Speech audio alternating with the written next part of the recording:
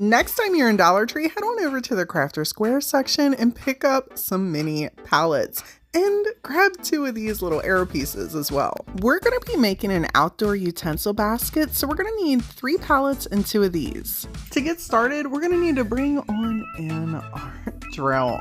We're going to need to pop a hole in the top of our little arrow pieces, so make sure you grab a drill bit that is larger than the dowel that we're going to use to create a handle to be able to move this around easily as we're setting it up with our utensils outside or wherever you want to use it in your home. Whenever you go to drill a hole in a piece of wood, it's always good to have an extra piece of wood to brace, 1, so you don't put a hole in the table, and 2, so you don't have a bunch of split wood. However, don't follow my directions and trust me on things like this, because I still put holes in tables. Oh my God, I drilled a hole through the table anyway. Look at it. On my table. I know I should have used a thicker piece of wood. Shoulda, woulda, coulda. I removed all the extra little bits off our arrows so we could use some painter's tape to cover up them holes and use some spackling to fill it in. We're going to turn these into little houses, and I'm just smushing a bit in here and scraping off the excess and then sanding down whatever's left once it dries. When it's dry, I grab some of my Waverly chalk paint in the sandstone color along with my water bottle and gave everything a little spritz to put a layer of paint on here. I've shared this tip before, but in case you've never painted Dollar Tree's wood pallets, I've painted hundreds of them, and it's always easier to get in them grooves and not use a ton of paint if you spray them down or even dunk them down in a tin. I only put 1 coat of the paint on here, and now it's time to get a little artsy fartsy. You could absolutely go about creating your houses any which way you would like. If you want to use stencils, you go right ahead. I decided to just hand paint a door on here and then hand paint some little eclectic designs on the top for a roof. Now, it's not for everybody and the design won't be for everybody, but this was just how I went about it. I use stencils all the time. I don't always do free-handed little pieces of art, and it's not perfect, but just to show you guys that sometimes you can just get creative using a paintbrush and a dotting tool.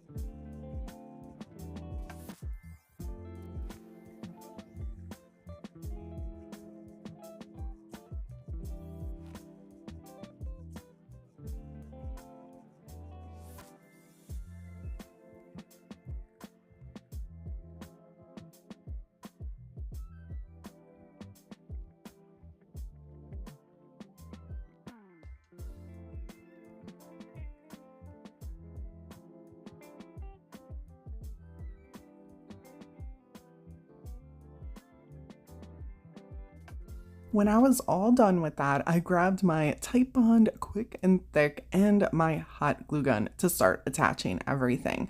I will tell you that it's best to start with the arrows or your little houses and put them on the ends first. I did attempt to put the pallets on the sides first and quickly realized that I couldn't smush my houses in place. So if you are mindful of your placement when you're putting the little arrows or your houses on the ends, you can leave just enough to be able to smush those pallets right in place. That one pallet you're using as the base has enough room so it all fits. bits. Next, we're gonna need to bring on in the miter shears so we can cut our dowel down to size. Now, creating your dowel, it's gonna depend on you. If you wanna leave extra overhang, you could. I wouldn't mind to fit just perfectly inside the center. So that's all I did. And feel free to paint yours up if you want and pop a sealer on here if you would like.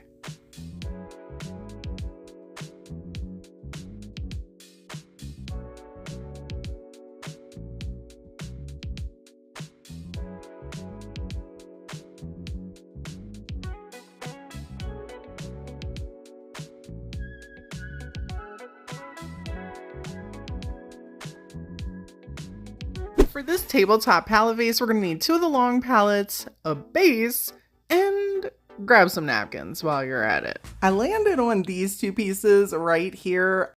I know it looks funny right now, but we're going to piece them together. I love the little frog and the mushroom and the idea of them saying welcome, like sitting on a desk piece, you know, a little greenery pieces coming out. And I knew that if I just took my time doing this and added a little bit of patience, we would get to where I got to eventually. I've done this so many times over the years, and I love to give people inspiration that if you see one napkin, you can sometimes use 2, 3, 4, 5 napkins to piece together one decorative piece. And for this one, we're going to be using those 2 along with this medium to decoupage these on here using my TDS artist brushes. These are in fan style. They're perfect for decoupage. We're going to use the iron-on method to apply both of these napkins, and I'm going to need to put several layers of this medium on here so we have a nice thick base.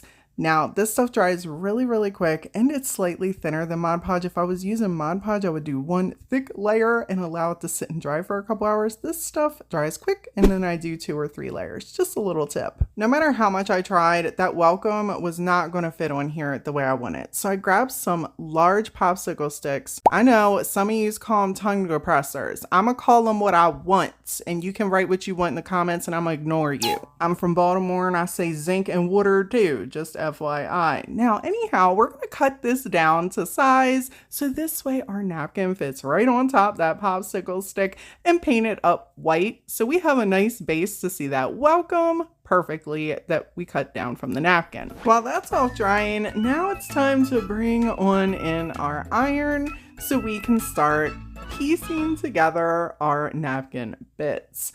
I like to turn this all the way up on the 3rd notch, and people, you can absolutely use whatever iron you would like for this. I keep this little sucker right next to my craft station, and it's what I have on hand, and it's what I use. Make sure to get you some parchment paper so it helps prevent any sticking onto your iron.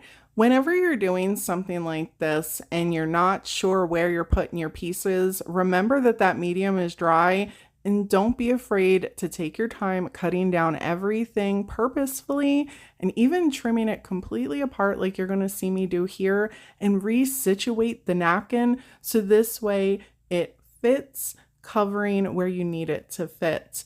There are a lot of times when I do stuff like this, and I know they're just little crafts, it's not really a big deal, but for those of us that resell or give things like this as gifts, and this would make a perfect gift around a holiday. Maybe not this exact design, but you can take the idea and remix it utilizing whatever napkins you would like and whatever decor style you would like. So I want you to see that if you see 2 or 3 napkins, don't be afraid to pick them suckers up and cut them down and make them fit onto whatever you're doing. Even if you gotta grab some popsicle sticks and make it like there's a little added sign onto something, it'll all work itself out.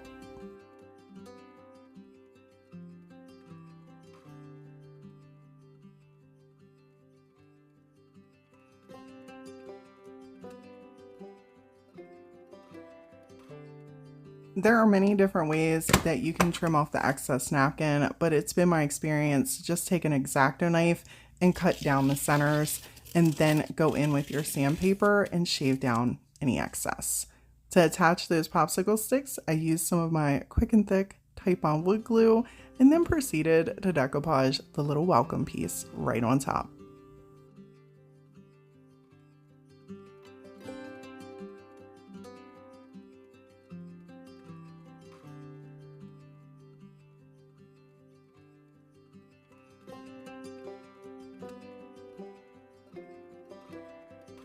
I grabbed another one of the same pallets and glued them right on the ends and attached them together. And then I put some glue right on the bottom to attach to our base.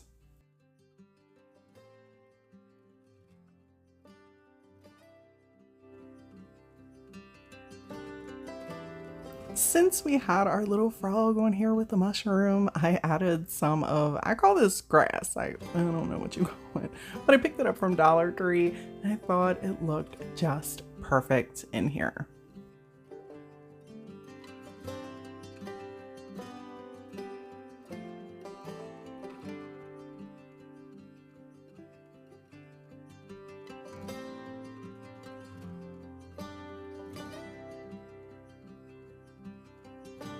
We're gonna need 2 of Dollar Tree's acrylic boards and 2 of Dollar Tree's large pallets to create this decorative miniature tabletop dry erase board. These things, if you have never taken the clear film off of these, it's not easy. Feel free to let me know how you're doing it in the comments. I take this little Cricut tool, peel back a corner, and then get the rest off. I love the fact that you can take your little dry erase markers and write on these acrylic boards and then just erase them and reuse them. I wanted to create something so we could have little decorative pieces to keep reminders around the house or next to your desk or your kid's bed or your side of the bed, you know, whatever. But we're going to get a little decorative with it and add us some TDS dry rub on transfers into the corners. You can take this idea and remix it utilizing whatever you would like on here, but I want to also show you how you're able to reuse this over and over and over again and just switch it on up with this idea. I'm taking my transfers and applying them to one of the acrylic boards. I'm just going to use one in each corner. Obviously use as many as you would like. Leaving this blank would also be a great idea too. You can have more space to write on, but I'm giving you the decorative idea and take the idea and remix it to whatever works best for you at your home. Here's where the second board comes in. You're going to place it right over top of the board you popped the transfers on. And then we're going to smoosh it on in. These fit really snugly in between the pallet spaces. You're going to need to bring on in your hammer, give it a little tappity tap, and they will stay without any glue, allowing you the ability to switch these out as the season comes or your mood changes with the decor in your home.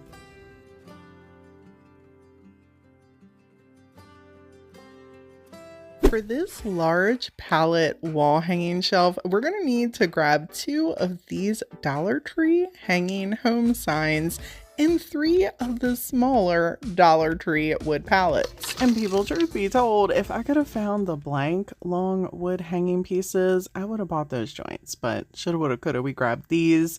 Here's my 3 pallets. And now let's start disassembling things to be able to reassemble some things. Taking these things apart really is not, it's not the funnest job. I've done enough Dollar Tree DIYs and crafts over the years to know 2 things. 1, a project like this, you're going to need at least 2 pieces so it's kind of sturdy and doesn't make you feel like it's going to fall apart.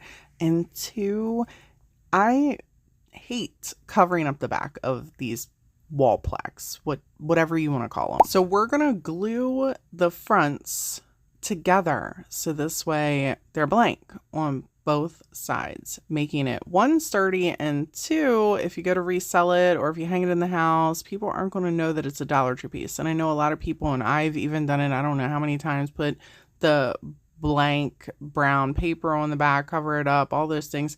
It is just an extra step I don't want to do. I don't want to cut out the paper. I don't want to glue it down. I don't want to check the sides to see if it starts peeling back. I don't want to do none of it. So this just cuts a whole extra step out for me.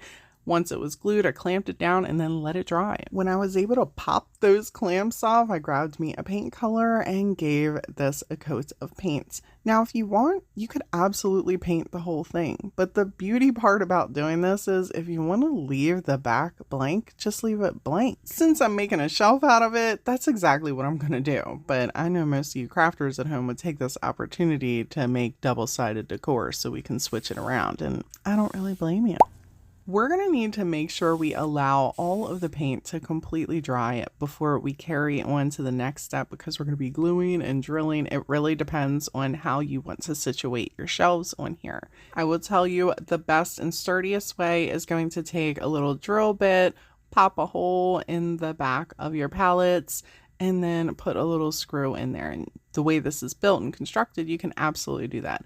For time's sake, I just use my wood glue and my hot glue, and you'll see at the end for the reveal, it's definitely sturdy enough after letting everything dry for 24 hours to put a little pot on there with a heavy little ceramic piece. And you'll actually be surprised at how heavy this piece is when you're holding it. So it's pretty sturdy. If you're happy with your piece, leave it alone. I'm gonna add a little dazzling on here with one of my TDS stencils, and I'm not gonna use the whole thing. I really just want to use the leafy kind of section and pop this green in here. Absolutely feel free to get as creative as you would like with stenciling. I just wanted the smaller sections, and I used a pouncer, offloaded my paint to try to reduce some of that bleed through, and left this alone. I used a jute twine and wrapped it around several times at the top so it looked nice, thick and sturdy and not cheap, just doing it once. And really love how this pallet wall hanging decor piece turned out.